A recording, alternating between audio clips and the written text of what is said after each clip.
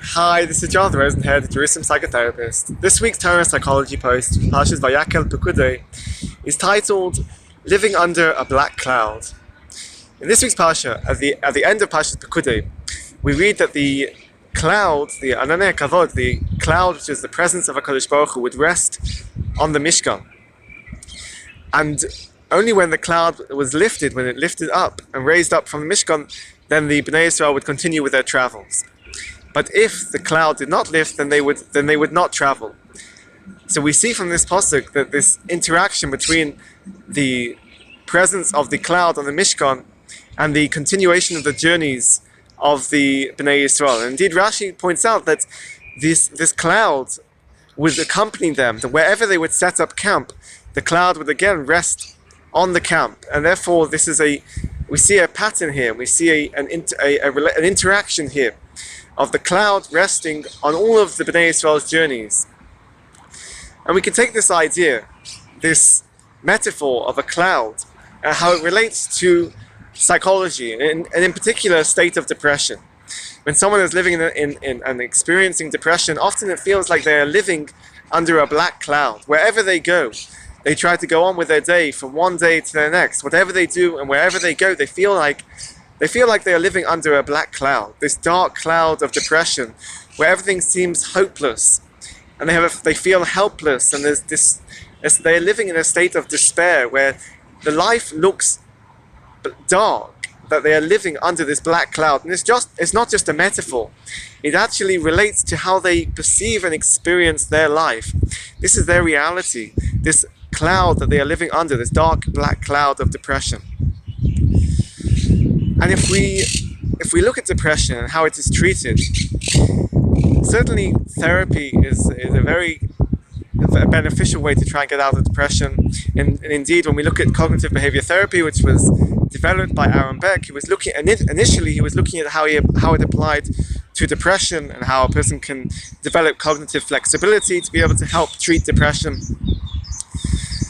But I think if we look at the description of this pasuk at the end of Pekudei, of how the Bnei Yisrael would only continue on their journey when the cloud was lifted, it can give us an indication, a tip in how we can treat depression and how we can try to get out of this experience, this feeling of living under a black cloud. And I'm not trying to suggest that we should look for the silver lining or the ray of light in the situation. These obviously would be helpful, and it's something which a person can work towards, but I think in a therapeutic way, this is something a person finds, or rather acknowledges retrospectively. When they are able to come out of the depression, then they're able to see this ray of sunshine or this silver lining.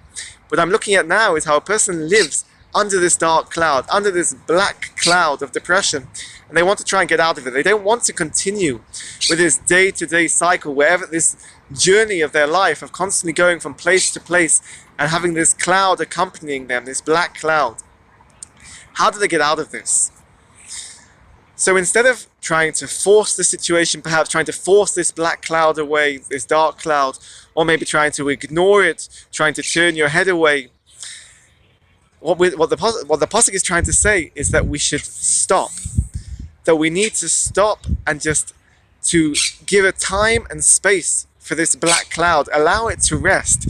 In a sense, it can be using techniques of mindfulness, where we stop, where we take note, we acknowledge, and we accept the black cloud using tools such as acceptance and commitment therapy.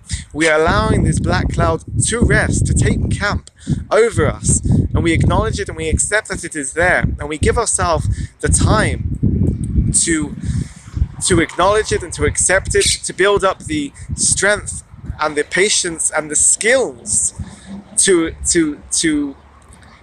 acknowledge the effect of this dark black cloud on our life, that we take note of it, and in a sense we allow it to pass. We don't have to force it, we don't want to ignore it either, we just take note. And what the pasuk is saying is that we wait for it to rise up, we wait for it to leave. This depression will go.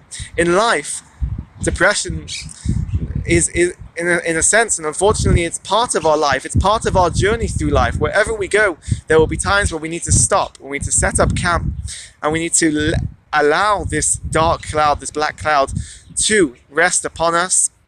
And when we wait and give ourselves the time and the patience, and we build up the tools, this will then be the necessary time which will allow the cloud to raise up. And once the cloud is gone, we can then continue with our journey.